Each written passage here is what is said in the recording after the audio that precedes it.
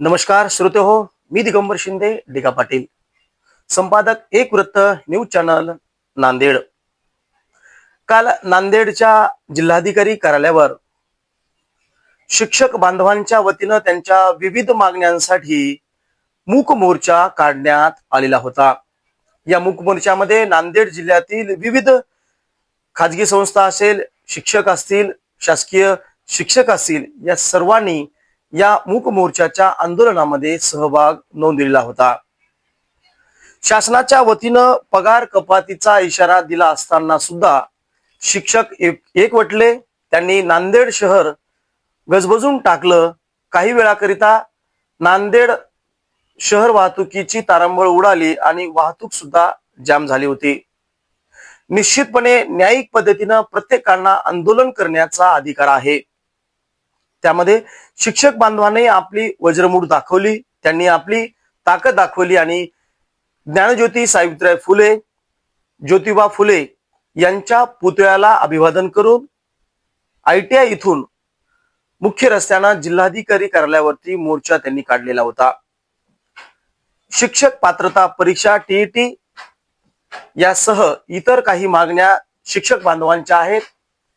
शिक्षक पात्रता परीक्षा ही एकमेव जर मागणी सोडली तर इतर सर्वच्या सर्व मागणीला आमचा सर्वश्रुत पाठिंबा असणार आहे. मित्र हो, प्रत्येक वर्षी आपण एखादं नवीन गोष्ट करत असताना त्याची परीक्षा किंवा चाचणी घेतो. मग गुरुजींनो, वर्षभरामध्ये आपली चाचणी ऐवजी ज्या न्याय व्यवस्थेनं सांगितलेलं आहे की शिक्षक पात्रता परीक्षा ही TET घेतली जायला पाहिजे, त्याच्या अधीन राहून आपण जर ती परीक्षा पात्र केली तर काय त्यात गुन्हा आहे. त्यामध्येही आपण सेवानिवृत्तीच्या टप्प्यामध्ये आला असाल तर त्यात मुभा सुद्धा देण्यात आलेली आहे. त्यामुळं आपल्या अंगी शिस्त, क्षमता आणि कर्तव्य यालाच म्हटलं जातं शिक्षक. आपल्याकडे शिस्त आहे, क्षमताही आहे आणि कर्तव्य सुद्धा आहे. आपण DEDच्या माध्यमातून असेल, BEDच्या माध्यमातून तो परीक्षा उत्तीर्ण झालात, आपण त्या ठिकाणी सेवेला लागलात. आज मोठ्या प्रमाणात लाख आणि लाखाच्याही वर आपल्याला पगार मिळतो. शासनाच्या वतीनं नित्यानं तो पगार दिला जातो. त्या उपर आपण अनेकविध निवडणुका असतील, अनेकविध सर्वे असतील, याही माध्यमातून आपल्यावरती काही अंशी का होईना शासन काम लावतं. त्याही कामाचा मोबदला आपल्याला मिळतोच, हो ना गुरुजींनो. परंतु 90 ते 99% शिक्षक अतिशय प्रामाणिक आहेत. चांगल्या पद्धतीचं विद्यार्थ्यांना शिक्षणाचं पवित्र कार्य, ते ज्ञानार्जनाचं काम करतात. परंतु काही असेही शिक्षक आहेत की शाळेवरती शिक्षक म्हणून ते कार्यरत जरी असले तरी एखाद्या राजकीय पुढाऱ्यांचा स्वीय सहाय्यक PA, तर काही शिक्षक मंडळी आपली नेतेगिरी करण्यासाठी दिवसभर जिल्हा परिषदेच्या आवारामध्ये पाहायला मिळतात.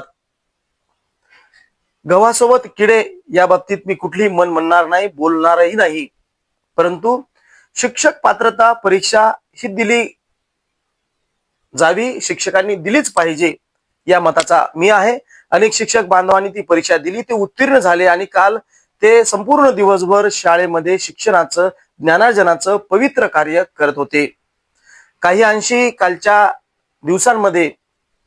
दिवसात त्रास झालाही, परंतु इतर जे पात्र शिक्षक होते त्यांनी ती शाळा चालवली. काही शिक्षकेतर कर्मचाऱ्यांच्या माध्यमातून सुद्धा शाळा चालवली. मला कुठल्याही शिक्षक बांधवांच्या या ठिकाणी भावना दुखवायचा माझा कुठलाही प्रयत्न नाही. परंतु माझं एकच म्हणणं आहे, शेतकरी एखादा पीक लावतो, त्या वर्षी त्या पिकाला चांगला मोबदला, अर्थात पीक जर चांगलं आलं नाही तर त्यामध्ये तो थोडा अंशी का होईना बदल करतो.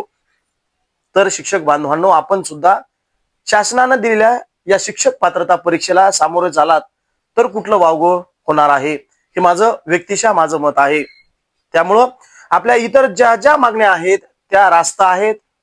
त्या मागण्याशी मी व्यक्तिशः सोबत आहे. परंतु शिक्षक पात्रता परीक्षा ही झालीच पाहिजे, आपण त्याला समोर गेलंच पाहिजे.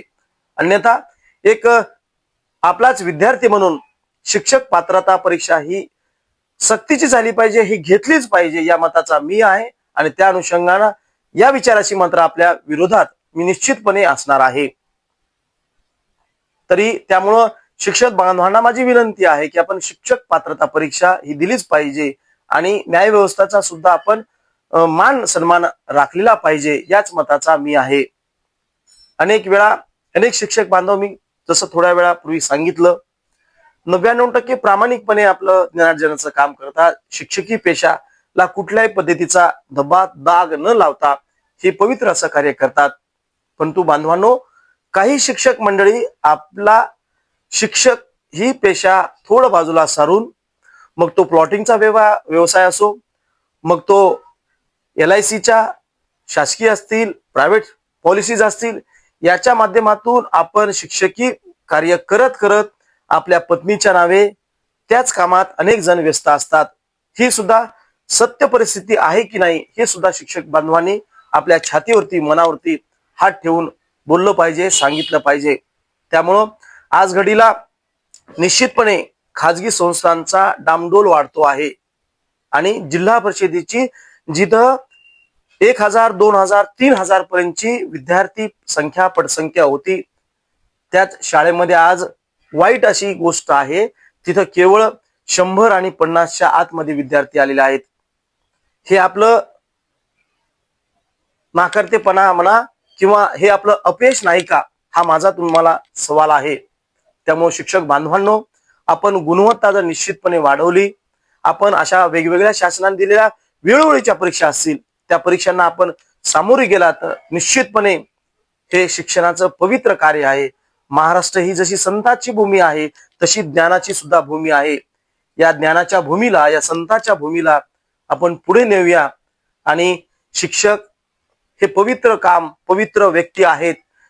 ग्रामीण भागात काही वर्षांपूर्वी शिक्षक वर्ग किंवा शिक्षकाकडे बघायचा गुरु म्हणून पवित्र असा दर्जा होता। त्या दर्जाला आपण दाग न लावता ती शिक्षक पेशा आपण पुन्हा एकदा पुनर्जीवित करूया आणि जे विद्यार्थी संख्या 2000-5000 पर्यंत होती, जी आज 100-200 वर आलेली आहे, ती संख्या कशी वाढवता येईल, गुणवत्ता कशी वाढता येईल आणि जी इंग्रजी शाळेकडे जे लोंढेच्या लोंढे वळत आहेत ते इंग्रजी शाळेचे लोंढे बंद होऊन पुन्हा एकदा मराठीचं अस्तित्व, या मराठी मायभूमीसाठी आपण सर्वांनी काम करूया।